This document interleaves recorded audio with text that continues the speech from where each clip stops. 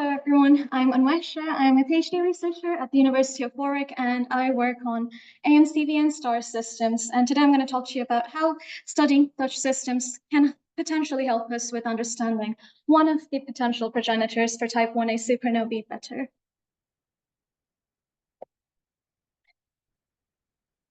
So to introduce you to the concept of AM CVns, AM CVns are ultra-compact white dwarf binaries where you have a carbon-oxygen white dwarf donor, typically accretor typically with a helium white dwarf donor or a helium star donor as well. And the key defining factor for an AM CVn system is you have accretion of helium-rich material from the donor onto the accretor. There's fewer than 200 systems detected to date, making these very interesting subtype of object to study further, and they're a candidate or potential candidate for the double detonation scenario for Type Ia supernovae. My personal main study with AM CVns is to use them as a control sample for radio emissions from cataclysmic variable stars. So cataclysmic variable star is when you have a white dwarf and a low mass main sequence star orbiting each other. You get Roche lobe overflow, you get outbursts, you get all sorts of interesting dynamics happening there, and cataclysmic variable stars are also in the potential evolutionary pathway to be able to get to progenitors for Type Ia supernovae with the double white dwarf scenario. And CVs are linked, since they're linked to the Type Ia progenitor scenario, and AM CVns are linked to that, we do get radio emissions from cataclysmic variable stars, but we do not entirely understand exactly how they come from. So if we detect radio emissions from AM CVns, then we can understand what's going on in the accretion disk and mass transfer for a CV. Perfect. So how can we link that to Type Ia supernovae? So if we understand radio, so this is just reiterating that, radio emission in CVs can be understood better with AM CVns as a control sample. We understand accretion physics better, we can understand mass transfer rates better, and how that will affect the evolution of such binaries. And that might help us place constraints on the supernova Type Ia progenitor mass loss rates, and particularly potentially with the delay time distribution.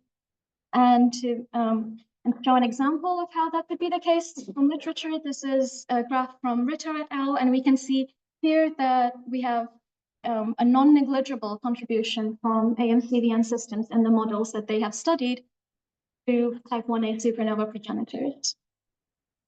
Right. So now that I've introduced you to what AM CVns are and CVs are, I'm going to talk a bit more about why, what kinds of mechanisms can lead to radio emissions from these. There are three main radio emission mechanisms that we have whenever we detect any kind of radio in astronomy in general, and they are the thermal emissions, synchrotron or gyrosynchrotron emission, and electron cyclotron maser emission. Immediately, when it comes to AM CVns and CVs, we can rule out thermal emissions because the brightness temperature is too high. The systems are too close together. It's impossible to have thermal emission be the reason for getting any radio emissions from CVs, which leaves us with synchrotron and electron cyclotron maser emission. Synchrotron emission, as a lot of us might know in the room, that's when you get a high energy electron moving around a magnetic field or gyrating in a magnetic field that leads to radiation in form of radio waves as part of the energy that radiates. Usually this is unpolarized. And in electron cyclotron maser emission, the classic example that I'm going to draw your attention to is the Jupiter Io system. You need a conducting body moving around a strong magnetic field where you have a low density plasma, and that sets up an electric circuit, a current loop, pretty much like a dynamo. And you have that occurring on astronomical scales, maybe not too big, but big enough.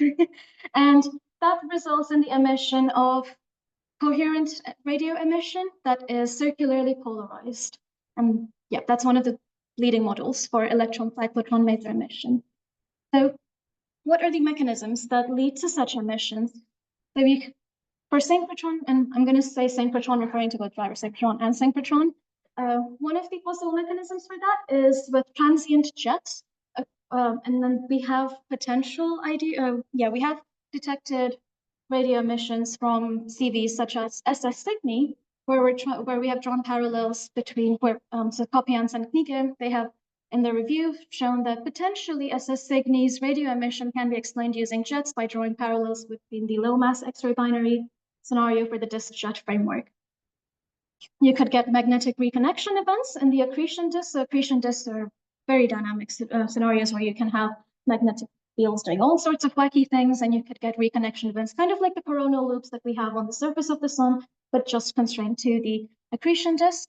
Lastly, you could get Alphen wave turbulence in the accretion stream itself, which is due to rapidly varying velocities and magnetic fields where the electron just bounces off of that accretion stream and results in the emission of magnetobremsstrahlung radiation.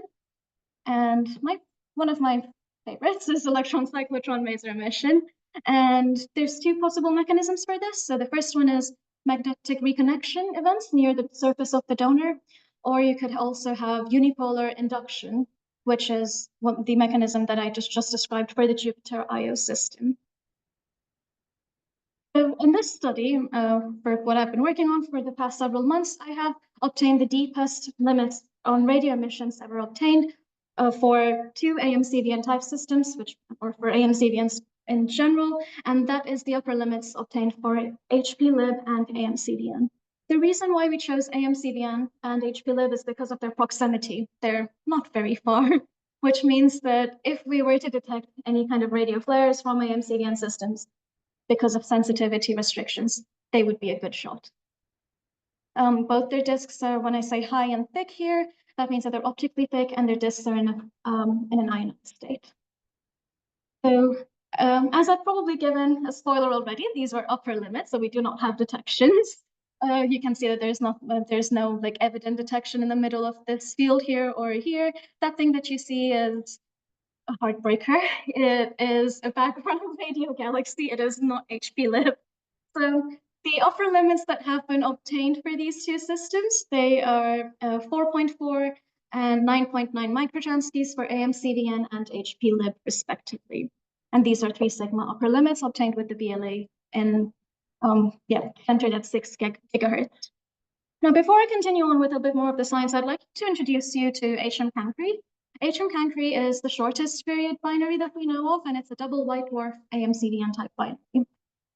It is undergoing mass transfer, and in 2005 to 2007, really, Gavin Ramsey et al. Did an interesting study, very interesting study, where they looked at HM Cancri once in 2005 and once in 2006. In 2005, they detected radio emissions distinctly coming from this region, and they've done several checks to it was a 5 sigma detection, and they tried to they really did their best to find out if there was another source there, and they didn't find any.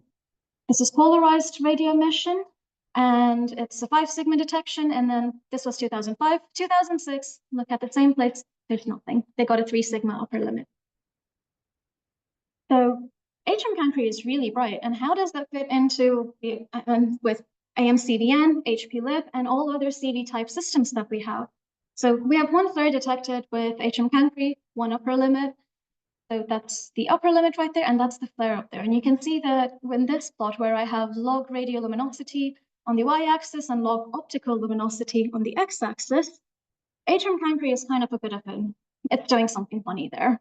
And AM CVn is right here, and HPLib sits right here, and this is the rest of the population of white dwarf and something else binary, so CVs, such as dwarf novae, polars, nova-likes, etc. So perhaps the observations that we obtained with the BLA for AM CVn and HPLib in 2023, maybe they were just not flaring, and AM CVns might be flaring, but we cannot really figure out exactly what the radio emission mechanism could be. What can unipolar induction, which is what Gavin Ramsey et al. Argued in their 2007 paper, what can that and HM Cancri's detection tell us about mass transfer rates? Because unipolar induction, it doesn't occur when you have mass transfer, or large-scale unipolar induction, I should clarify, does not occur when you have mass transfer occurring, because if you have mass transfer, you're disrupting the plasma that is surrounding the system, and when you get disruptions in that plasma, that disrupts the conditions to get that stable electric current that you need for the radio emission. So rather than telling us about mass transfer rates, it actually tells us a bit more about angular momentum loss mechanisms. Maybe there's something else happening there that we don't know about. And there have been studies that have been conducted after the 2007 paper by Ramsey et al. That suggest that the magnetic fields and the orbital dynamics of HM Cancri might not support unipolar induction on the large scale, but there might be unipolar induction occurring on the small scales. For instance, if you have a star spot close to the Lagrange point, the first Lagrange point of the Roche law, where if that comes close to the accretion flow, then you might be able to get really short-term unipolar induction. But the key point is we don't exactly know how radio emission mechanisms work in these systems, and understanding them would really help us understand angular momentum loss mechanisms for these Type Ia supernova progenitor scenarios.